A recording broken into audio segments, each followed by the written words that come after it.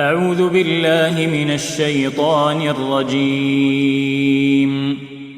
بسم الله الرحمن الرحيم. الحمد لله الذي أنزل على عبده الكتاب ولم يجعل له عوجا. إن الحمد لله نحمده ونستعينه ونستغفره ونعوذ بالله من شرور أنفسنا ومن سيئات أعمالنا. من يهدي الله فلا مضل له ومن يضلل فلا هادي له. واشهد ان لا اله الا الله وحده لا شريك له واشهد ان محمدا عبده ورسوله. ما بعد، فقد قال الله تعالى في القران العظيم والفرقان المجيد: فاعوذ بالله من الشيطان الرجيم. بسم الله الرحمن الرحيم. رب اشرح لي ويسر لي امري واحلل عقدة من لساني يفقهوا قولي. رب يسر ولا تعسر. إن أريد إلا الإصلاح ما استطعت وما توفيقي إلا بالله عليه توكلت وإليه أنيب. قال تعالى: يا أيها الذين آمنوا اتقوا الله حق تقاته ولا تموتن إلا وأنتم مسلمون. وقال تعالى في آية أخرى: يا أيها الناس اتقوا ربكم الذي خلقكم من نفس واحدة وخلق منها زوجها وبث منهما رجالا كثيرا ونساء واتقوا الله الذي تساءلون به والأرحام إن الله كان عليكم رقيبا. وقال تعالى في آية أخرى: يا أيها الذين آمنوا اتقوا الله وقولوا قولا سديدا يصلح لكم أعمالكم ويغفر لكم ذنوبكم ومن يطع الله ورسوله فقد فاز فوزا عظيما. أيها الإخوان والأخوات، أوصيكم وإياي بتقوى الله. அளவிலா கருணையாளர் நிகழ்ல அப்படி அல்லாஹ் மீது கொண்டு ஆரம்பிக்கிறேன். அல்லாஹ்வின் சாந்தியும் சமாதானம் நபிகள் நாயகம் ஸல்லல்லாஹு அலைஹி வஸல்லம் அவர்கள் மீதும் அவர்களுடைய வழிமுறையை பின்பற்றி வாழ்ந்த உத்தம சத்திய சஹாபாக்கள், தாபீன்கள், தபா தாபீன்கள், ஐமாக்கள், இன்னும் நல்லடியார்கள் அனைவரும் மீதும் குறிப்பாக அல்லாஹ்வின் இல்லத்தில் அவர் நம் மீது கடமையாக கொண்ட ஜுமாவுடைய தொழுகையை நிறைவேற்றுவதற்காக வேண்டி அல்லாஹ்வின் தூதர் அவர்கள் காண்பித்த வழிமுறை பிரகாரம் ஜுமாவிற்கு உரிய நேரத்தில் இங்கே ஒன்று கூடியிருக்கின்ற நம் அனைவர் மீதும் அது ரஹ்மான் அல்லாஹ்வின் கருணையின் கிருபை நில வேண்டும் என்கிற பிரார்த்தனையோடு இந்த ஜுமாவுடைய முதலாம் முறையை ஆரம்பிக்கிறேன். அன்புக்குரிய சகோதரர்களே, பெரியவர்களே, சகோதரிகளே, தாய்மார்களே, நாம் வாழ்ந்து கொண்டிருக்கின்ற இந்த உலகத்தில் அன்றாடம் நாம் கேள்விப்படுகின்ற செய்திகள் விரும்பத்தகாத செய்திகள், கொலைகளாக, கொள்ளைகளாக, கற்பழிப்புகளாக, இப்படி பல்வேறு விதமான அனாச்சாரங்கள் இங்கே நடந்து கொண்டிருக்கிறது. அக்கிரமங்கள் நடந்தேறி கொண்டிருக்கிறது. இந்த அநியாயங்களுக்கும் அக்கிரமங்களுக்கு மத்தியில் தான் நாம் வாழ்ந்து கொண்டிருக்கிறோம். இதனுடைய உச்சபட்ச விளைவு என்ன என்று கேட்டால், இந்த சமூகமே அழிக்கப்படுவதற்கான காரணமாக மாறிவிடும். ஏனென்றால் அல்லாஹ்வுடைய ஒரு நியதி, அல்லாஹ்வுடைய சுன்னத் என்னவென்றால், எந்த சமூகத்தில் அநியாயங்கள், அக்கிரமங்கள் தலைவிரித்தாடுகிறதோ, கோலோச்சுகிறதோ, அந்த சமுதாயத்தை அல்லாஹ் தஆலா அழித்து விடுவார். அதுதான் அல்லாஹ்வுடைய நீதி.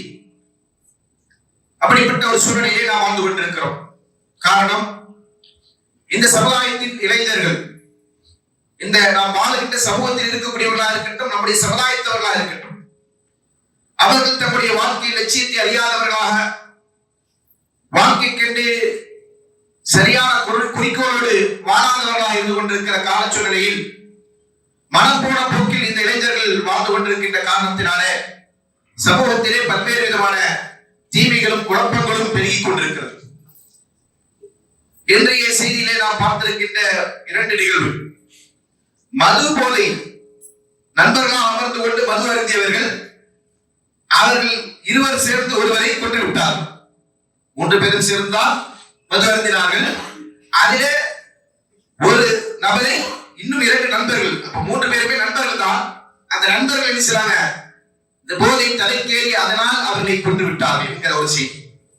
அதில் ஒரு நபருக்கு 16 வயது தான் ஆகுது. சட்டத்தின் அடிப்படையில் அவர் யாரு?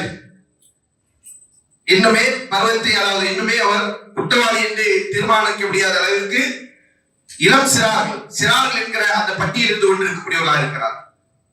இப்படிப்பட்ட சூழ்நிலையில் இந்த சமூகத்திற்கு வழிகாட்ட வேண்டிய, சமூகத்திற்கு இது போன்ற பாவங்களை குறித்தும், பாவத்தினால் ஏற்படுகின்ற விளைவுகளை குறித்தும், அதனுடைய இறுதி முடிவை குறித்தும் எச்சரிக்க வேண்டிய பொறுப்பும் கடமையும் நம்மை சார்ந்தது. ஏனென்றால் அல்லாஹ் நம்மிடத்தில் தான் வேதத்தை வழங்கி அதை நம்பிக்கை கொள்கின்ற பாக்கியத்தை தந்திருக்கிறான்.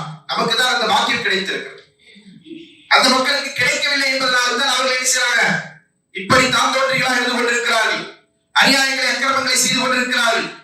எனவே நாம் அவர்களை கண்டும் காணாமல் செல்வதல்ல நம்முடைய பொறுப்பு, கடமை என்பதை இந்த நேரத்தில் நாம் உணர கடமைப்பட்டிருக்கிறோம். அதன் அடிப்படையில் இந்த இளமை என்பது மனிதனுக்கு மனிதனுடைய ஆதியில் கொடுக்கப்பட்டிருக்கின்ற மகத்தான ஒரு பாக்கியம். ஏனென்றால் மனிதன் பிறக்கிற போது மிகவும் பலவீனனாக பிறக்கிறான். ஆனால் அவன் ஒரு பரிபூர்ணமான மனிதனாக எப்போது மாறுகிறான் என்று சொன்னால், அல்லாஹ் தஆலா அதை பற்றி சொல்லுகிற போது அவன் பருவத்தை அடைகிற போதுதான். அவனுக்கு எப்போது கூவத் வலிமை வருகிறது, அவனுக்கு எப்போது ஆற்றல் வருகிறது என்று சொன்னால் அதுதான் அவனுடைய முழுமையான பருவம். அதனால இஸ்லாமிய மார்க்கத்துடைய வரையறைக்கு உட்பட்டு ஒருவருடைய வாலிபத்தை அவர் இளைஞன் வாலிபன் என்று வரையறுக்கின்ற அந்த பருவம் என்பது 15 வயது முதற்கொண்டு 40 வயது வரையும், சிலர்கள் அதை தாண்டியும் என்ன செஞ்சிருக்கிறாங்க 50 வயது வரைக்குமே சொல்லி இருக்கிறார்கள். அல் குர்ஆனில் அல்லாஹ் தஆலா சொல்கிறான், ஹத்தா இதா பலக அஷுத்தா, அவர் அவருடைய வலிமை மிக்க அந்த பருவத்தை அடைந்த போது, பலக 40 சனா, மேலும் அவர் 40 வயதை அடைந்தார். 40 வயசு வரைக்கிறதா ஒரு மனிதன் பரிபூர்ணமான ஆரோக்கியத்தோடும் ஆற்றலோடும் இருக்கக்கூடிய ஒரு காலகட்டம். இமாம் இப்னு கஸீர் சொல்லும்போது ஐ தனாஹி அக்ருஹு வ கமல ஃபஹ்முஹு, அவருடைய அறிவு முழுமையை பெறுகிறது, அவருடைய விவரம் அவனுக்கு நல்லது கெட்டதை போதிக்கக்கூடிய அளவுக்கு அது மிகவும் உறுதியானதாக மாறிவிடுகிறது. எனவே அவனால் என்ன செய்ய முடியும், சரியான முடிவை சரியான தேர்வை எடுக்க முடியும். நம்ம நபிமாருடைய வாழ்க்கையை எடுத்து பார்க்கிற போது அதிகமானவர்களுக்கு அல்லாஹ் தஆலா இந்த சித்தத்தை அவர்கள் அடைந்ததற்கு பிறகும் 40 வயதை அவர்கள் எட்டியதற்கு பிறகும் தான் அதிகமானவர்களுக்கு அல்லாஹ் எடுத்திருப்பான், நுபுவத்தை கொடுத்திருப்பான். நபி ஸல்லல்லாஹு அலைஹி வஸல்லம் அவர்களும் 40 வயது அடைந்த போதுதான் நுபுவத்தை பெற்றார்கள் என்பது நம்ம எல்லோருக்கும் தெரிந்த ஒரு செய்தி. அதனால என்ன சொன்னால், அந்த மனிதன் நினைச்சான் பரிபூர்ணமான, அதாவது மனித வாழ்க்கைக்கு தேவையான அறிவையும் அனுபவத்தையும் அதிலே தேர்ந்தெடுக்கக்கூடிய சுய விருப்பத்தையும் அவன் முழுமையாக பெறுகின்ற ஒரு பருவம் தான் இந்த 40 வயது என்பது. அப்ப அதனால இளைஞர் என்பவர் 15 வயது முதற்கொண்டு 40 வயது வரையிலும் இருக்கக்கூடியவர். அதனால் இதன் காரணமாக இந்த இளமைக்கு என்பது ஒரு தனித்துவமான சிறப்பு இருந்து கொண்டிருக்குது. அதிலே முதலாவது வலிமை மிக்க ஒரு பருவம். ஒரு மனிதன் பிறக்கின்ற போது அவன் பலவீனனாக பிறக்கிறான். அல்லாஹ் தஆலா குர்ஆனில் சொல்லி காட்டுகிறான், வல்லாஹு அഖ்ரஜக்கும் மின் புத்தூனி உம்மஹாத்திக்கும் லா தஅலமுன ஷைஆ, உங்களை உங்களுடைய தாயின் கருவறையில் இருந்து அல்லாஹ் வெளியேற்றுகிறார். எப்படிப்பட்ட நிலை தெரியுமா, லா தஅலமுன ஷைஆ, நீங்கள் ஒன்றும் அறியாதவர்களா. இதுவே நமக்கு தெரியாது, நல்லதும் தெரியாது, கெட்டதும் தெரியாது, உலகமும் தெரியாது, மொழியும் தெரியாது, எதுவுமே நமக்கு தெரியாமல் தான் அமைச்சிரோம். நம்முடைய தாயின் கருவறையிலிருந்து இந்த உலகத்திலே நாம் ஒரு குழந்தையாக பிறக்கிறோம். உண்பதற்கு தெரியாது, நடப்பதற்கு தெரியாது, எதற்குமே தெரியாது. இதெல்லாம் காலம் செல்ல செல்ல நாம் நினைச்சிரோம் இந்த உலகத்திலே நமக்கு அல்லாஹ் தஆலா வழங்கி இருக்கின்ற வசதி வாய்ப்புகள் மூலமாக, அல்லாஹ் தஆலா ஏற்பாடு செய்திருக்கின்ற அந்த ஏற்பாடுகள் மூலமாக நாம் அடைகின்ற சில நன்மைகள். அப்ப இந்த பருவம் என்பது, இளமை என்பது அதிலே துடிப்பான ஆற்றல் மிக்க ஒரு பருவம். அதனால்தான் பல கட்சி தலைவர்களாக இருக்கட்டும், அதே போன்று சிந்தனைவாதிகளாக இருக்கட்டும், எல்லோரும் என்ன செய்வாங்க, யாரை முதலாவது டார்கெட் பண்ணுவாங்கன்னா இளைஞர்கள் தான். தங்களுக்கு இளைஞர்கள் பட்டாளம் வேண்டும். ராணுவ பட்டாளமே இருந்தாலும் கூட தங்களுடைய சித்தாந்தத்தை, தங்களுடைய கருத்துக்களை அதை நிலைநாட்டுவதற்கு யார் வேண்டும், இளைஞர்கள் வேண்டும். அதற்காகத்தான் ஒவ்வொரு கட்சியினர்களும் ஒவ்வொரு அமைப்பினர்களும் யாரை குறிவைக்கிறார்கள், இளைஞர்களை. அவங்க நல்ல அமைப்பா இருந்தாலும் சரி, கெட்ட அமைப்பா இருந்தாலும் சரி, நல்லதை செய்வதற்கு உருவாக்கப்பட்டவர்களாக இருந்தாலும் சரி, சமுதாயத்திலே தீமைகளை கெடுதிகளை செய்வதற்காக உருவாக்கப்பட்டவர்களாக இருந்தாலும் சரி, அவர்கள் முதலில் யாரை டார்கெட் பண்றாங்கன்னு சொன்னா இளைஞர்கள். அந்த இளைஞர்களை சிறு வயதிலிருந்து என்ன செய்வாங்க, டார்கெட் பண்ணி மூளை வாசிட்டு, அதாவது மூளை செலவு செய்து அவர்களை தங்களுடைய சித்தாந்தத்தை உடையவர்களாக, சித்தாந்தத்தை ஏற்று நடக்கக்கூடியவர்களாக மாற்றுவதை எல்லா அமைப்பினர்களும் எல்லா கருத்தியலாளர்களும் நினைத்திருக்கிறாங்க, தங்களுடைய இலக்காக கொண்டிருக்கிறாங்க. ஏன்னு சொன்னா அதுதான் நம்முடைய பருவத்திலேயே மிகவும் பலமிக்கது. அல்லாஹ் தஆலா இன்னொரு வசனத்தில் சொல்லி காட்டுகிறான், அல்லாஹுல்லதி ஹலகக்கும் மின் ضعஃபின், அல்லாஹ் உங்களை பலவீனத்திலிருந்து படைத்தான். உங்களை படைக்கும் போது அல்லாஹ் உங்களை பலவீனத்தை தந்திருக்கிறான். சும்ம ஜஅலக் மின் பாதி ضعஃபின் குவத்தன், அந்த பலவீனத்திற்கு பிறகு அல்லாஹ் உங்களுக்கு என்ன செஞ்சான், வலிமையை தந்தான். பிறகு அந்த வலிமைக்கு பிறகு உங்களுக்கு பலவீனத்தையும் முதுமையும் தந்தான். நம்முடைய ஆய்வு நாம் கடந்து செல்கின்ற கட்டங்களில் ஒரு மிக முக்கியமான கட்டம் தான் இளமை என்பது.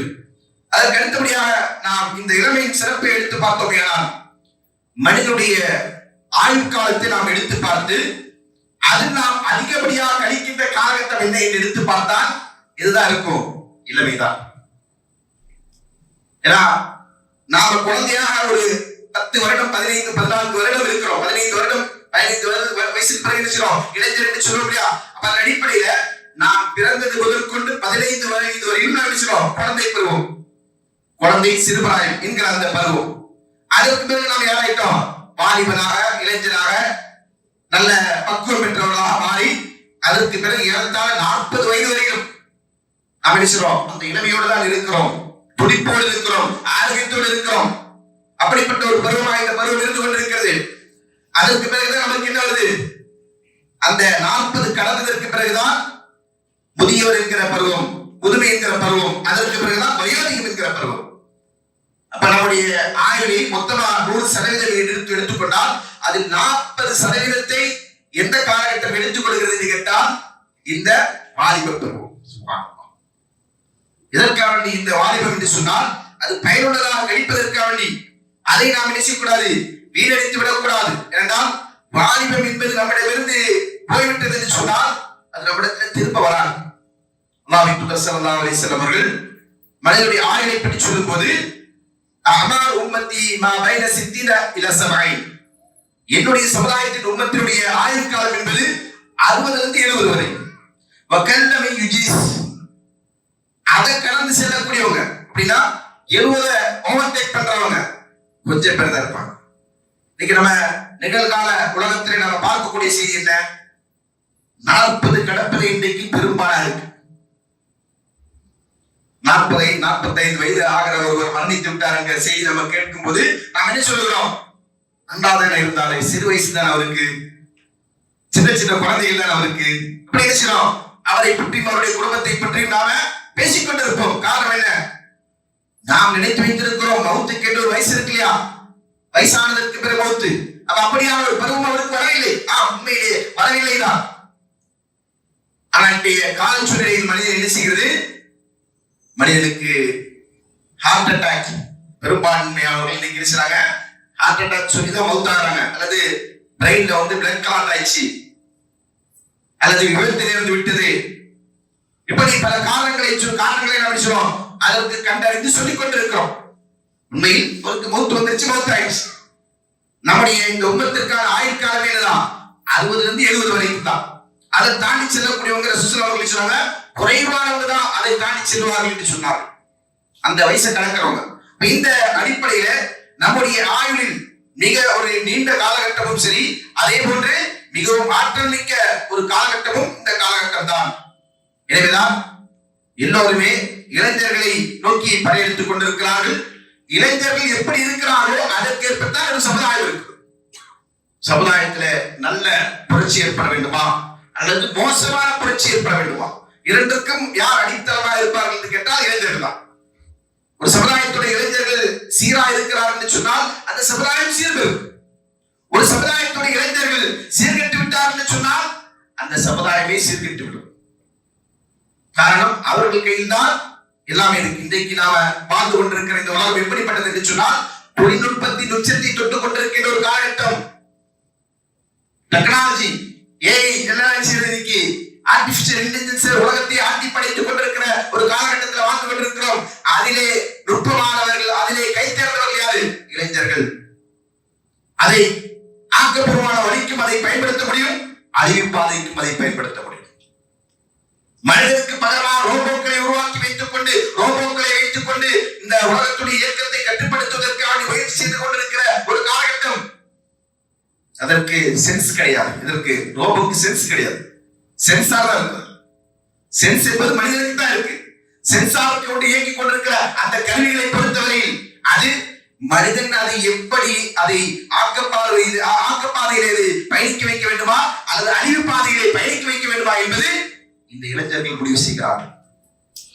இந்த இளைஞர்கள் சீர்கட்டு விட்டதாக என்று சொன்னால் இந்த சமுதாயம் நிச்சயம் அழிவு பாதையை நோக்கி செல்லும். அப்ப இப்படியான ஒரு காலகட்டத்திலே நாம் என்ன செய்ய வேண்டியிருக்கிறது? இந்த சமூகத்தை இளைஞர்களை நல்வழிப்படுத்துவதற்காக நம்மாலான முயற்சிகளை நாம் செய்ய வேண்டியிருக்கிறது. இஸ்லாம் எல்லா தரப்பினர்களையும் உள்வாங்கிக் கொண்டு எல்லா தரப்பினருடைய அந்தஸ்துகளையும் அவருடைய தேவைகளையும் புரிந்து கொண்டு அதற்கேற்ப அவர்களுக்கு வழிகாட்டுகின்ற மார்க்கமாக இருந்து கொண்டிருக்கிறது. ஏனென்றால் இது அகிலங்களை படைத்திருக்கின்ற ரப்புல் ஆலமீனுடைய மார்க்கம். இந்த உலகத்தை யார் படைத்தாரோ, யார் உலகத்தை நிர்வகித்துக் கொண்டிருக்கிறாரோ அப்படிப்பட்ட இந்த ரப்புடைய இந்த அகிலத்துடைய ரப்புடைய மார்க்கம் என்பதனால் எல்லா தரப்பினருக்கும் வழிகாட்டுகிறது. எல்லோரும் அவருடைய கடமைகளை பொறுப்புகளை உணர்ந்து செயல்பட வேண்டும் என்று இந்த மார்க்கம் அறிவுறுத்துகிறது. இந்த அறிவுரையை மனிதன் மீறி செல்கிற போதுதான் உலகத்திலே குழப்பங்கள் தோன்றுகிறது. இந்த உலகமே குழப்பம் நிறைந்ததாக மாறுகிறது. அப்படிப்பட்ட ஒரு காலச்சூழலிலே நாம் நம் மீது இருக்கக்கூடிய அமானிதத்தை நிறைவேற்ற கடமைப்பட்டிருக்கிறோம். நம் மீது அமானிதம் இருக்கிறது. அல்லாஹ்வின் தூதர்கள் வாயிலாக இந்த உலகத்துக்கு அருள் இருக்கின்ற ஒரு வாழ்க்கை இருக்கிறது.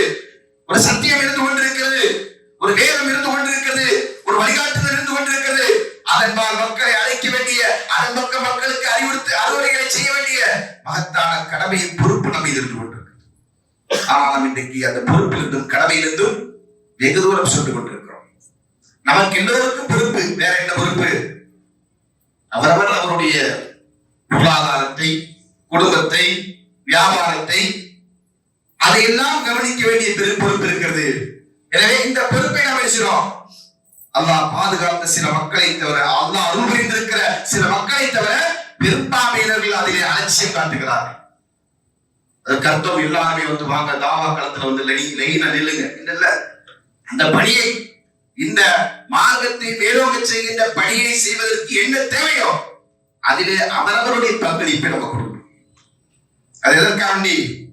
நாளை அல்லாஹ்விடத்தில் நாம் குற்றவாளியாக எண்ணிவிடக்கூடாது என்பதற்காக.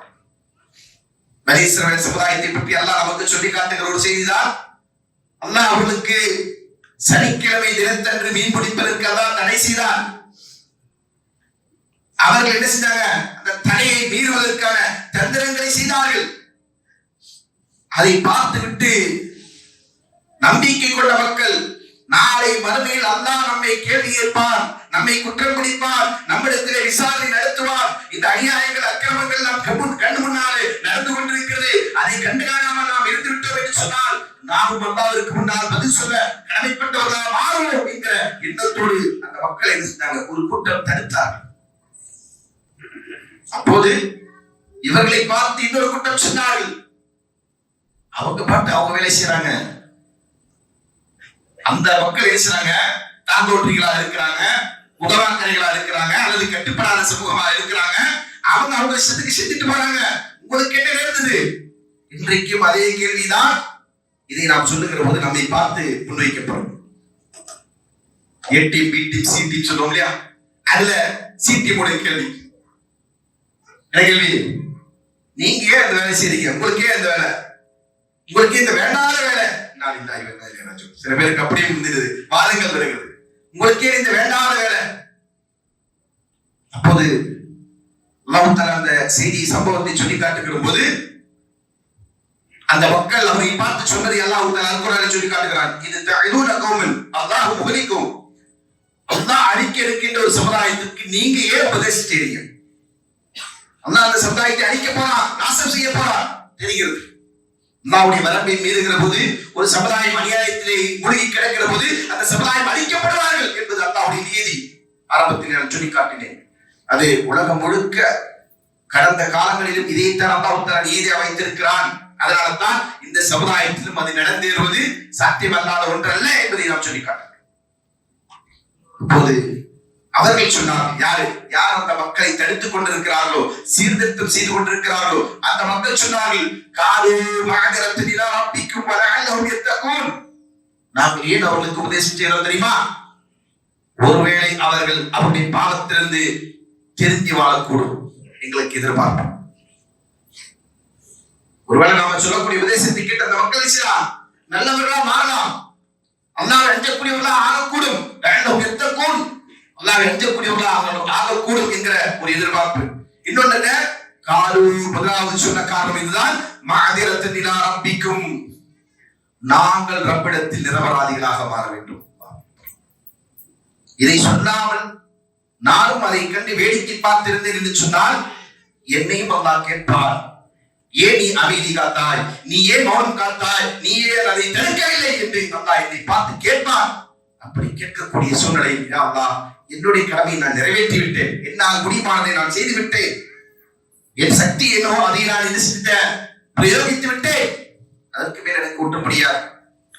எல்லாரையும் வலிமையோடு ஆற்றலோடு போய் தடுத்து நிறுத்தக்கூடிய பலம் படைத்தவர்களா, சக்தி படைத்தவர்களா, அதிகாரம் படைத்தவர்களா இருக்க மாட்டார்கள். அப்படி எல்லாம் நபிமார்களை வைக்க அப்படிதானே? நபிமார்களுக்கு அதிகாரத்தை பயன்படுத்தி, ஆற்றலை பயன்படுத்தி, வலிமையை பயன்படுத்தி சமூகத்தை தீமையிலிருந்து கட்டுப்படுத்தக்கூடிய அதிகாரம் அல்லாஹ் கொடுத்திருக்கிறார் சொல்ல கொடுக்கல. அதுவும் அல்லாஹ்வுடைய நீதி. ஆனா அவரவருக்கு சக்தி ஒன்று இருக்கிறதா, அந்த அடிப்படையில் ஒவ்வொரு தீமையும் நாம் பார்க்கிற போது அதற்கு எதிராக ரியாக்ட் பண்ணுவது. இன்னைக்கு ரியாக்ஷன், எல்லாத்துக்கும் ரியாக்ஷன். எது வீடியோ போட்டா அதுக்கு ஒரு ரியாக்ஷன் இல்லையா, ஸ்டேட்டஸ் போட்டா அதுக்கு ஒரு ரியாக்ஷன், வேற என்னது போட்டோ போட்டா சும்மா வைத்து அதுக்கு ஒரு ரியாக்ஷன். இதுதான் ரியாக்ஷன். அதெல்லாம் ரியாக்ஷன் ஆக்கப்பூர்வமான, அறிவுபூர்வமான இஸ்லாம் சொல்லுகின்ற அடிப்படையில் நன்மைக்கான ரியாக்ஷன் நம்மிடத்தில் இருக்க வேண்டும். ஆனா நாம் இன்னைக்கு என்ன செய்யறோம், சோசியல் மீடியால தான் நாங்க ரியாக்ஷனை காட்டுவோம். சமூகத்துல, களத்துல அதெல்லாம் எங்களுக்கு எந்த ரியாக்ஷனும் இல்லை. அங்கெல்லாம் நான் யாரு, எங்கே நாம் உயிரோடு இருக்க வேண்டுமோ, எங்கே நாம் ஆற்றலோடு துடிப்போடு இருக்க வேண்டுமோ அந்த இடத்துல நாம் நினைச்சிடும் மூத்தானவர்களை போன்று நடந்து கொள்கிறோம். எங்கே நாம் எந்த விதமான ரியாக்ஷன் வெளிப்படுத்த தேவையில்லையோ அங்கே நாம் நினைச்சிடும் பொங்கிக் கொண்டிருக்கிறோம். அன்பானவர்களே, இதுவல்ல யதார்த்தத்தின் ரியாக்ஷன். அல்லாஹ் தஆலா நமக்கு தந்திருக்கிற அமானிதத்தை, பொறுப்பை உணர்ந்து நாம் செயல்படக்கூடியவர்களாக இருந்தால் நாம் நினைச்சிடும் எந்த சக்திகள் இதற்கு பின்னால் இன்னைக்கு சமுதாயத்திலே நாம் பார்க்கிற போது பெரும்பான்மை இளைஞர்கள் தருதலைகளாக இருக்கிறார்கள், தற்குறிகளாக இருக்கிறார்கள், வாழ்க்கை லட்சியங்கள் தெரியாதவர்களாக இருக்கிறார்கள். இங்கே அமர்ந்திருக்கின்ற அல்லாஹ் பாதுகாக்க வேண்டும் அப்படி ஒரு நிலை இருக்கக்கூடாது என்று நான் விரும்புகிறேன். ஆனால் விட நிதர்சனம் என்னவென்று சொன்னால், இங்கே அமர்ந்து கொண்டிருக்கின்ற மூத்தவர்களுடைய பலருடைய வீட்டில் இருக்கக்கூடிய வாலிபர்களின் நிலை கூட அப்படி இருக்கக்கூடும். என் பிள்ளை என் பேச்சுக்கு கட்டுப்படுவதில்லை, என்னை மதிப்பதில்லை, அவள் மார்க்கத்தை பின்பற்றுவதில்லை. பல பெற்றோருடைய கம்பளைன் இன்னைக்கு என்ன, மகன் தொழுகையாளியாக இல்லை. அது ஒரு பக்கம். இன்னொரு பக்கம் மகன் கஞ்சாவுக்கு அடிமையாக இருந்து கொண்டிருக்கிறான், மதுவுக்கு அடிமையாக இருந்து கொண்டிருக்கிறான், போதை பழக்க வழக்கங்களுக்கு அடிமையாக இருந்து கொண்டிருக்கிறான், இன்னும் என்னெல்லாம் தீமைகள் இருந்து கொண்டிருக்கிறதோ அதற்கெல்லாம் அடிமையாக இருந்து கொண்டிருக்கிறான் என்று வயோதிகத்திலே மகனை நினைத்து நொந்து கொள்ளுகின்ற பெற்றோர்கள் எல்லாம் பாதுகாக்க வேண்டும். அன்பானவர்களை, இப்படிப்பட்ட நிலை ஏன் உருவானது என்று சொன்னால், இஸ்லாம் இவர்களை எப்படி தர்பியத் செய்ய சொல்லி இருக்கிறது, அதற்கான வழிகாட்டுதலை மார்க்கம் என்ன சொல்றது என்பதை பற்றி நாம் அறிந்து கொள்ளவில்லை, அதை குறித்து நாம் கவனம் செலுத்தவில்லை, அதை பற்றி நாம் அலட்சியமாக இருந்து விட்டோம். அதனுடைய விளைவுகள் தான் இன்றைக்கு நாம் சந்தித்துக் கொண்டோம். நபிமார்கள் இந்த உலகத்திலே வந்து பிரச்சாரம் செய்கிற போது அவர்கள் இளைஞர்களை குறிவைத்து பிரச்சாரம் செய்தார்கள். ஏன்? இளைஞர்கள் துடிப்பாளர்கள், அவர்கள் வேகமாக உண்மையை புரிந்து கொள்வார்கள், அவருடைய ஆற்றல் அவர்கள் எதுக்குமே சில அடிமைப்பட்டவர்களாக இருக்க மாட்டாங்க என்கிற காரணத்தினால அவர்களை ஈஸியாக வென்றுவிட முடியும். அதே போன்று ஒவ்வொரு காலகட்டத்திலும் சத்தியத்தை ஏற்பதில் முன்னணியில் இருந்தவர்கள் இளைஞர்கள் தான். அல்லாஹ் தஆலா மூஸா அலைஹிஸ்ஸலாம் அவர்களை பற்றி சொல்லும்போது, ஃபமா ஆமன லிமூஸா இல்லா ذُرِّيَّةٌ மின் கௌமிஹி அலா ഖௌஃபின் மின் ஃபிரௌன வ மலஇஹிம். ஃபிரௌனை கூட்டத்தாரையும் பயந்து கொண்டு ஃபிரௌனுடைய சமுதாயத்தில், மூஸா அலைஹிஸ்ஸலாமுடைய அந்த சமுதாயத்திலே இளைஞர்களை தவிர வேற யாரும் அவரை நம்பிக்கை கொள்ளவில்லை. சுப்ஹானல்லாஹ். ஏன்? என்ன செஞ்சிரோம் பார்த்துடலாம், கொண்டு வரலாம், எதிர்கொள்ளலாம், அடிப்பானா, வாங்கிக்கலாம், அந்த நம்பிக்கை, அந்த துடிப்பு யாருக்கு இருக்கும்? இளைஞர்கள் இருக்கும். அதனால்தான் அல்லாஹ் சொல்றான், அவர்களை பற்றி சொல்லி காட்டுகிறான். அதன் அடிப்படையில் அந்த சமுதாயத்துக்கு அல்லாஹ் சொல்றான் வெற்றி வாகையை சூட்டினான் என்பதை மக்கள் நமக்கு சொல்லுகின்றவர்கள். உலகத்திலேயே பனி இஸ்ரவேல் சமுதாயம் சந்தித்ததை போன்று, குறிப்பாக மூஸா அலைஹிஸ்ஸலாமுடைய சமுதாயம் எதிர்கொண்டதை போன்ற ஒரு அடக்குமுறை, ஒரு ஒடுக்குமுறை, ஒரு அநியாயங்கள் வேற எந்த சமுதாயத்திற்கும் கட்டவிழ்த்து விடப்பட்டிருக்கார். அப்படியெல்லாம் துன்புறுத்தப்பட்ட ஒரு சமுதாயம், அந்த சமுதாயத்தின் வாலிபர்களைத்தான் மூஸா அலைஹிஸ்ஸலாம் அவர்கள் விட்டார்கள். அதே போன்று நாம் நபி ஸல்லல்லாஹு அலைஹி வஸல்லம் தாவாவை எடுத்து பார்த்தோமேயானால் அல்லாஹ்வின் தூதர் ஸல்லல்லாஹு அலைஹி வஸல்லம் அவர்களை நம்பிக்கை கொண்டு அவர்களை பின்பற்றிய பெரும் கொண்ட தோழர்கள் யாரு? அதிகமானவர்கள் இளைஞர்கள். அல்லாஹ்வின் தூதர் அவர்கள் நபியாக இருந்து நபிவத்தை மக்களுக்கு மத்தியில விளம்பரப்படுத்துகிற போது அதை நம்பிக்கை கொண்ட ஆண்களின் முதல் மனிதர் யாரு? அபூபக்கர் ரலியல்லாஹு அன்ஹு. அப்போது அவருக்கு வயது 38. அப்படியெல்லாம் அவர் யாரு? வாலிபராக இருக்கிறார். அதே போன்று நபி ஸல்லல்லாஹு அலைஹி வஸல்லம் அவர்களை நபி என்று ஏற்றுக்கொள்கிற போது உமர் ரலியல்லாஹு அவர்கள் 30 வயதை அடைந்து கொள்ளவில்லை, 30க்கு கீழாக இருந்து கொண்டிருக்கிறார். அதே போன்று தான் அப்துல்லாஹ் இப்னு மஸ்ஊத் ரலியல்லாஹு அவர்கள், அலி ரலியல்லாஹு அவர்கள், அதே போன்று ஸயீத் இப்னு ஸைத் ரலியல்லாஹு அவர்கள், முஸஅப் இப்னு உமைர் ரலியல்லாஹு அவர்கள், அர்கம் பின் அபி அர்கம் என்று சொல்லக்கூடிய சஹாபி ஹப்பாப் ரலியல்லாஹு அவர்கள், இப்படி இருக்கிறார் பட்டியல். பிலால் ரலியல்லாஹு அவர்கள், இப்படி இருக்கிறார் நீண்ட நெடிய பட்டியல்கள். யாரு? எல்லாருமே இளைஞர்கள்.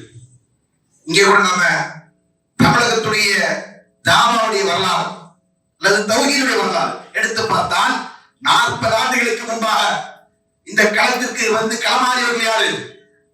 வாலிபர்கள், இளைஞர்கள். இந்த தௌஹீதை தமிழ் மண்ணிலே பேசியவர்கள் இளைஞர்கள். நம்முடைய ஷேக் மரியாதைக்குரிய கமாலுதீன் மதனி ஹஃபிதுல்லாஹ் அவர்கள், மறைந்த இக்பால் மதனி ரஹ்மத்துல்லாஹ் அவர்கள், இவங்க யாரு? அன்னைக்கு அவங்க யாரு? அவர்கள் வாலிபர்கள். அவர்கள் தான் என்ன செஞ்சாங்க? பட்டி தொட்டி எங்கும் இந்த சத்தியத்தை எடுத்து சொல்லுகின்ற தௌஹீதுடைய பிரச்சாரத்தை வீரியமாக சொல்லுகின்ற பிரச்சார களத்திலே களமாடியவர்கள். தமிழகத்துடைய ஒரு முனையிலிருந்து இன்னொரு முனை வரையிலும் அவர்கள் பயணப்பட்டார்கள். அதே போன்று அன்றைய காலத்திலே இந்த தௌஹீதை நோக்கி வந்த அத்தனை நபர்களிடத்திலும் எல்லாருமே அதிகமானவர்கள் இருந்துச்சவங்க 20 வருடம் 30 வருடத்துக்கு முன்பாக இந்த தௌஹீது கொள்கையை ஏற்றுக்கொண்டு இதற்குள்ளே பயணிக்கக்கூடியவர்களா இருக்கக்கூடியவர்கள் தான். அப்பதான் நம்ம அர்த்தம், நம்ம இன்னுமே இளமையா இருந்த காலகட்டத்துல, இன்னுமே துடிப்பா இருந்த காலகட்டத்துல, அப்ப நாம இந்த மார்க்கத்திற்காக செய்கின்ற சேவையை, மார்க்க பிரச்சாரத்தை நமக்கு அறிந்த கல்வியை வைத்துக் கொண்டு சொல்வதற்கு நாம் எந்த அளவுக்கு துணிச்சலாக இருந்தோம். இன்னைக்கு நம்முடைய நிலை எல்லாம் என்ன? நாம் எல்லாம் நம்முடைய இலக்கை மறந்து, லட்சியத்தை மறந்து, பாதைகளை தவறவிட்டு தத்தளித்துக் கொண்டிருக்கிறோம். அல்லாஹ் பாதுகாத்தவர்களை தவிர, அல்லாஹ்வுடைய அருளுக்குரிய சில மக்களை தவிர பலரும் என்ன செஞ்சிட்டாங்க? பிரச்சார களத்திலே, சத்தியத்திற்காக போராடுகின்ற போராட்ட களத்திலே தோல்வி அடைந்தார்கள் அல்லது அவர்கள் தோண்டு விட்டார்கள் என்றுதான் சொல்ல வேண்டியிருக்கிறது. பலரும் என்ன செஞ்சிட்டாங்க? தோண்டதன் காரணமாக பாதைகளை மாற்றிக் கொண்டார்கள். நாங்க வேற ட்ராக்ல போறோம், தாவா எங்களுக்கு 2வது தான்.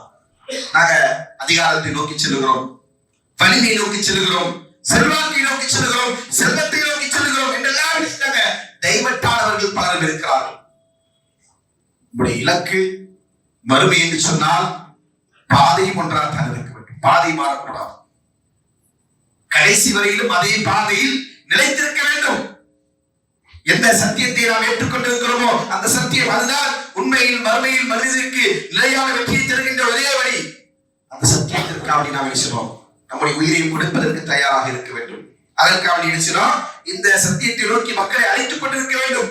இந்த இளைஞர்களை நெறிப்படுத்துகின்ற வேலை ஒவ்வொரு தனிப்பட்ட நபர்களுக்கும் இருக்கிறது, ஒவ்வொரு குடும்பத்தாருக்கும் இருக்கிறது, ஒரு அமைப்பினருக்கும் இருக்கிறது, ஒவ்வொரு தாய்க்கும் இருக்கிறது, தாய்க்கும் இருக்கிறது, தாய்க்கும் இருக்கு. தாய் எப்படி அதை தன்னுடைய வாழ்க்கையில் சொத்தாக சுகமாக கண்குளிர்ச்சியாக கருதுவாரோ அதே போன்றுதான் ஒவ்வொரு தாயும் என்ன செய்யணும்? நாம் இந்த சமுதாயத்தை, இந்த வருங்கால தலைமுறையை நன்னெறி நடக்கக்கூடியவர்களாக விட்டு செல்வது என்பது நம்முடைய பொறுப்பு என்பதை உணர்ந்து கொண்டு என்ன செய்யணும்? இந்த பணியை நாம் செய்ய வேண்டும். இளைஞர்களை நெறிப்படுத்துகின்ற வேலையை நாம் செய்ய வேண்டும். இளைஞர் கூட்டங்கள் நம்மிடத்தில் இல்லாமல் போனால் வருங்காலத்தில் இந்த மார்க்கம் சொல்லுகின்ற சத்தியம் கொள்கை அது எதுவும் எங்கேயுமே பரவாமல் போய்விடும். நம்ம நிறைய இடங்களை பார்க்கிறோம், மஸ்ஜித் நிர்வகிக்கிறதுக்கு கூட ஆட்கள் இருக்க மாட்டாங்க. ஏன்? எல்லாமே தலை நடிச்சு தாடி நடிச்சு கம்புல ஊன்றி நடக்கக்கூடியவர்களா இருப்பாங்க நிர்வாகிகள். அடுத்த தலைமுறைக்கு ஆள் இருக்காது, நிர்வாகத்துக்கு ஆள் இருக்காது. பெரும்பான்மையான மஸ்ஜிதுடைய நிலை என்ன? தொழுகைக்கு ஆள் இருக்காது. ஏன்? அந்த வயோதிகர்கள் மட்டும்தான் மஸ்ஜிதிலே வந்து தொழக்கூடியவர்களாக இருப்பார்கள், வாலிபர்கள் இருக்க மாட்டார்கள். ஏனென்றால் இன்றைய காலகட்டத்தின் வாலிபர்கள் இதையெல்லாம் நோக்கி சென்று கொண்டிருக்கிறார்கள் என்று உங்களுக்கு தெரியுமா? ஒரு கூட்டம் நாத்திகத்தை நோக்கி சென்று கொண்டிருக்கிறது, குஃப்ரை நோக்கி சென்று கொண்டிருக்கிறது. அதற்கான பரப்புரைகள், பிரச்சாரங்கள் அவர்களுக்கு மத்தியில் வீரியமாக நடந்து கொண்டிருக்கிறது. மரணத்திற்கு பின்னாடி ஒரு வாழ்க்கை இல்லை, சொர்க்கம் என்பது இல்லை, இதெல்லாம் மனிதன் நினைச்சது பயன்படுத்துவதற்காக சொல்லப்பட்ட சித்தாந்தங்கள் என்று அதை ஏளனம் செய்யக்கூடிய பல கருத்தியலாளர்கள் இன்றைக்கு கொண்டிருக்கிறார்கள். இன்னொரு பக்கம் ஆபாசம் மது என்று இளைஞர்களை குறிவைத்துக் கொண்டு, ஏனென்றால் இவர்கள் தான் இந்த சமுதாயத்தின் சக்தி என்று சொன்னால் சொல்லுவாங்க இல்லையா, பழைய நேர்லியை கிள்ளி எரிந்து விட வேண்டும் என்று. அப்ப அதனால என்ன செய்றாங்க, இவர்கள் தான் எதிர்காலத்தின் ஆட்கள் என்று சொன்னால் அந்த ஆட்களை நிர்மூலமாக்க வேண்டும். அதற்காக என்ன செய்யறோம், இவர்களுக்குள்ளே மதுவுடைய தாக்கத்தை, போதையுடைய தாக்கத்தை, விபச்சாரத்துடைய தாக்கத்தை ஏற்படுத்தி இவர்களை என்ன செய்யறோம், சீர்குலைக்க வேண்டும். இப்படியான திட்டங்களோடு செயல்படுகின்ற புல்லுதவிகள் சமுதாயத்தில் இருந்து கொண்டிருக்கிறார்கள், தீய சக்திகள் இருந்து கொண்டிருக்கிறார்கள். அப்ப இதற்கு எதிராக எல்லாம் என்ன செய்யணும், களமாட வேண்டியது நம்முடைய பொறுப்பு, கடமை என்பதை உணர்ந்து கொள்ள வேண்டும் சகோதரர்களே. அது உணராமல் போனால் எதிர்கால சந்ததிகள் நம்மிடம் இருக்க மாட்டார்கள், கொள்கையோடு நம்மோடு இருக்க மாட்டார்கள், கோட்பாடோடு நம்மோடு இருக்க மாட்டார்கள், ஒழுக்க ரீதியாகவும் நம்மோடு இருக்க மாட்டார்கள். அப்படிப்பட்ட பாரதூரமான விளைவை நோக்கி சமூகம் சென்று கொண்டிருக்கிறது என்பதை நாம் கவனத்தில் கொள்ள வேண்டும். அவர்கள் இந்த சமுதாயத்தின் இளைஞர்களுக்கு சொன்ன வாக்குறுதிகள் என்ன, அவர்களுக்கு சொன்ன வழிகாட்டுதல் என்ன, ஏராளம் இருந்து கொண்டிருக்கு. மறுமை நாளிலே சிறந்த அந்தஸ்தை பெறுகின்ற கூட்டத்திலே அல்லாஹ்வின் தூதர் அவர்கள் என்ன செய்றாங்க, முதல்ல இமாம் ஆதில் என்று சொல்லிவிட்டு சபாத்துல் யுதுல்லு முதாஃபி ஃபி தில்லி யௌம லா தில்ல இல்லா தில்லுஹு, நாளை மஹ்ஷரில் மறுமை நாளில் அல்லாஹ்வுடைய நிழலை தவிர எந்த நிழலும் இல்லாத அந்த நாளிலே அல்லாஹ் தஆலா 7 தரப்பினர்களுக்கு நிழலளிப்பார் என்று சொல்லிவிட்டு அதிலே முதலாவது இமாம் ஆதில் என்று சொன்னார்கள், நீதி மிக்க ஆட்சியா. அடுத்தது யார் சொன்னாங்க, ஷாபுன் நஷாஃபு இபாதத்தி ரப்பி, ரப்பை இபாதத் செய்வதில் வளர்ந்து வந்த இளைஞன். சுப்ஹானல்லாஹ், இளைஞருக்கு அந்த அந்தஸ்து, அவருடைய இளமைதான் அவருக்கு அந்த தைரியை பெற்று தந்தது என்று ரசூலுல்லாஹ் சொல்கிறார்.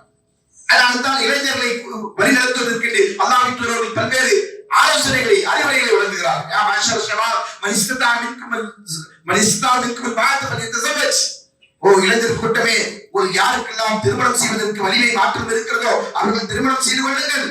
ஃபைன்னஹு அஃதலுல் பஸ்ர் வ அஸ்ருல் ஃபர்ஜ், ஏனென்றால் அது உங்களுடைய கற்பை பாதுகாக்கும், உங்களுடைய கண்களை பேணிக் கொள்வதற்கு உதவி செய்யும். நீங்கள் கற்பொழுக்கத்தோடு ஒழுக்கமிக்கவர்களா, ஒழுக்க சீலர்களா வாழ்வது என்பது உங்களுடைய வாழ்க்கை லட்சியம் என்பதை உணர்த்திவிட்டு அல்லாஹ்வின் தூதர் ஸல்லல்லாஹு அலைஹி வஸல்லம் இந்த அறிவுரை சொன்னார்கள் இளைஞர்களுக்கு. அதே போன்று இளைஞர்களிடத்தில் ஏற்படக்கூடிய இது போன்ற எண்ணங்கள் அதற்கு திரைப்படத்திற்கு ரசூலுல்லாஹ் ஒரு மனிதர் வந்து கேட்கிறார், யார் சொல்லா எதல்லி சினா, அல்லாஹ்வின் தூதர் அவர்கள் வாலிபர் வந்து கேட்கிறாங்க, ரசூலுல்லாஹ் எனக்கு விபச்சாரம் செய்வதற்கு அனுமதி தாருங்க. அல்லாஹ்வின் தூதர் தானே ஷரியத்திற்கான அத்தாரிட்டி யாரு, ரசூலுல்லாஹ் அவர்கள் தானே. அதனால ரசூலுல்லாஹ் என்ன செய்றாரு, பர்மிஷன் வாங்க போயிட்டார். இதுக்கு நான் விபச்சாரம் செய்யணும், எனக்கு பர்மிஷன் தாங்க யார் சொல்லா. அவர்கள் மக்கள் எல்லாம் கூடி இருக்கக்கூடிய சஹாபாக்கள் செய்றாங்க, இந்த வாலிபனை அடிப்பதற்கு முயற்சிக்கிறார்கள். அவர்கள் செய்றாங்க, எல்லாரையும் தடுத்து விட்டு துருமிங்கி அவரை இந்த இடத்துல நெருக்கி வைங்க, கிட்ட கொண்டு வாங்க, அவரை கூட்டு வந்து விட்டாங்க. ரசூலுல்லாஹ் கேட்கிறாங்க, நீ வந்து உன்னுடைய இம்மாவிடத்துல இன்னொரு விபச்சாரம் செய்து விரும்புவாயா, உன் தாயிடத்துல இன்னொரு மகன், இன்னொரு ஆண் மகள் விபச்சாரம் செய்து நீ விரும்புவாயா, இல்லையா ரசூலுல்லாஹ். அதே போலதான் மக்களும் அவருடைய தாய்மார்களோடு இன்னொரு விபச்சாரம் செய்து விரும்ப மாட்டார்கள். கேட்கிறார், உன் மகளோடு, உன் சகோதரியோடு, உன் மாமியோடு, ஒரு ஆண்மகனுக்கு இருக்கக்கூடிய அத்தனை உறவுகளை சொல்லிவிட்டு இவர்களோடெல்லாம் இன்னொரு ஆண்மகன் விபச்சாரம் செய்வதை நீ விரும்புவாயா என்று கேட்கிற போது இல்லையா ரசூலுல்லாஹ், விரும்ப மாட்டேன் என்று சொன்னார். அந்த மனிதருக்கு அப்படி பிரார்த்திக்கிறார், அல்லாஹும்ம அஹ்சின் ஃபர்ஜா வ தஹீர் கல்பா, அல்லாஹ் இவருடைய உள்ளத்தை சீர்படுத்தி இவருடைய கற்பை பாதுகாத்து விடுகின்ற ரசூலுல்லாஹ் அந்த இளைஞருக்கு அப்படி பிரார்த்திக்கிறார்கள். இந்த செய்தி அறிவிக்கக்கூடிய சஹாபி சொல்கிறார், வலம் யல்தஃபித் இலைஹி ஷைஉன், அதற்கு அந்த ஆண்மகன், அந்த இளைஞர் எந்த பாவத்தின் பக்கமும் திரும்பி பார்க்கவில்லை. சீர்திருத்தம். அல்லாஹ்வின் தூதர் ஸல்லல்லாஹு அலைஹி வஸல்லம் அவர்கள் யாரை சீர்திருத்த வேண்டும், யாரை சீர்திருத்தினால் சமூகம் சீர்ந்து வரும், ஒழுக்கக்கேடுகள் அனாச்சாரங்கள் எல்லாம் நடப்பது யாரிடத்துல, இளைஞரிடத்துல. அவர்களை நாம் கட்டுக்கோப்புகள் வைப்பது என்பது நம்முடைய தலையான பணி, கடமை என்பதை நாம் உணர்ந்து கொள்ள வேண்டும். அப்படி நாம் உருவாக்கினால் மட்டும்தான் இந்த சமூகம் நாளை மறுமையில் வெற்றி பெறும். அது மட்டுமல்ல, இந்த உலகத்தில் நமக்கு எதிரே இருந்து கொண்டிருக்கின்ற சவால்களை எதிர்கொள்வதற்கு தயாராக இருக்கும். இல்லை என்று சொன்னால் வெள்ளத்தில் அடித்து செல்கின்ற சருகுகளை போன்று இவர்களும் என்ன செய்வாங்க, எல்லா சித்தாந்தங்களுக்கு பின்னாலும், எல்லா கோட்பாடுகளுக்கு பின்னாலும் பார்க்கிறோம். கட்சிகளுக்காக வேண்டி, கழகங்களுக்காக வேண்டி குடிபிடித்து செல்லக்கூடியவர்கள், கோஷப்படக்கூடியவர்கள் பெரும் கொண்ட கூட்டம் யாரா இருக்கிறாங்க? முஸ்லிம் இளைஞர்கள், இளைஞர்கள். சுப்ஹானல்லாஹ். இதெல்லாம் செஞ்சிட்டீங்கன்னா உங்களுக்கு மறுமையில் என்ன கிடைக்கும் அப்படின்னு கேட்டா பதில் இல்லை. யாரிடத்திலும் பதில் இல்லை. மறுமையில் என்ன கிடைக்கும்? அல்லாஹ்வின் தூதர் ஸல்லல்லாஹு அலைஹி வஸல்லம் அவர்கள் சஹாபாக்களை உருவாக்குகிற போது ரசூலுல்லாஹ்விடத்தில் ஒரு மனிதர் கேட்கிறார், ஒரு இளைஞர் கேட்கிறார், யா ரசூலல்லாஹ், இந்த போர்க்களத்திற்கு நான் சென்று நான் அதிலே கொல்லப்பட்டு விட்டால் எனக்கு என்ன கிடைக்கும்? சொல்றாங்க, ஃபலக்கல் ஜன்னா, உனக்கு சொர்க்கம் கிடைக்கும். சுப்ஹானல்லாஹ். அதை கேட்டவங்க அவர் என்ன செய்றாரு? பேரித்த பழத்தை உண்டு கொண்டிருந்தவர் அதை தூக்கி எறிந்து விட்டு, இது ஒன்றதுக்காக நான் செலவழிக்கக்கூடிய நேரம் என்பது அது வீண், அதோட அங்கே போயிட்டான். போறார் சொர்க்கத்தில், அந்த களத்திற்கு போறாரு, அங்கே படித்து விடுகிறார், ஷஹீதாகி விடுகிறார். அவர்களை பற்றி சொன்னார்கள், அமில கலீலன் வாஜுர கசீரா, குறைவா அமல் செஞ்சார், நிறைவா கூலியை பெற்றார். சுப்ஹானல்லாஹ். ஏன் இந்த மனிதர் ஈமான் கொண்டார், ஷஹீதார், தொழுகவில்லை, நோன்பு நோக்கவில்லை, ஹஜ் செய்யவில்லை, உம்ரா செய்யவில்லை, வேற எந்த கடமையும் நிறைவேற்றவில்லை, ஆனால் அவர் எங்கே போயிட்டாரு? சொர்க்கத்திற்கு சென்றார். காரணம் என்ன? அவருடைய ஈமான் கொண்ட நேரத்தில் அடுத்தது அவருக்கு கிடைச்ச வாய்ப்பு என்னது? ஷஹீதாவதற்கான வாய்ப்பு. அதை அவர் அடைந்து கொண்டார். இளைஞர்கள் இப்படித்தான் இருக்க வேண்டும். அதே போன்று அல்லாஹ்வினுடைய வாழ்க்கையில் நாம் ஆயிரக்கணக்கான இளைஞர்களை காட்ட முடியும். திருமணம் முடித்த முதலிரவு அன்றைக்கே பேசுறாங்க, திருப்போர்க்களத்திற்கு சென்று அங்கே ஷஹீதாகிறார்கள். மனைவியோடு சந்தோஷமா இருப்போம், அழகான மனைவி கிடைத்திருக்கிறார், லைஃபை என்ஜாய் பண்ணுவோம், அப்படியெல்லாம் இல்ல. ஏன் இந்த வாழ்க்கை என்பது நீங்க எவ்வளவுதான் முக்கி வாழ்ந்தாலும் உங்களுக்கு அது தற்காலிகம் தான். என்னதான் நம்ம நினைச்சோம், குட்டிக்காரன் போட்டு இந்த உலகத்துல வாழ்ந்தாலும் இந்த வாழ்க்கை என்னது? தற்காலிகம் தான், நிலையானது இல்ல. வல்லாஹிரத்து கைரும் வஅபகா, அல்லாஹ் சொல்லுகிறான், மறுமைதான் நிலையானது, அதுதான் சிறந்தது. ஆக அப்படிப்பட்ட வாழ்க்கைக்கு நாம் தயாராக வேண்டும், நம்முடைய இளைய சமுதாயத்தை தயார்படுத்த வேண்டும். அல்லாஹ் தஆலா அப்படிப்பட்ட ஒரு நல்ல ஒரு ஆற்றலை, வலிமையை நமக்கும் நம் அனைவருக்கும் வழங்கட்டும் என்கிற பிரார்த்தனையோடு இந்த ஜுமாவுடைய புல்லாவுடைய நிறைவு செய்கிற கோரிக்கையாக அஸ்தக்ஃபிருல்லாஹ் வலக்கும் வஸ்ஸலாமு அலைக்கும்.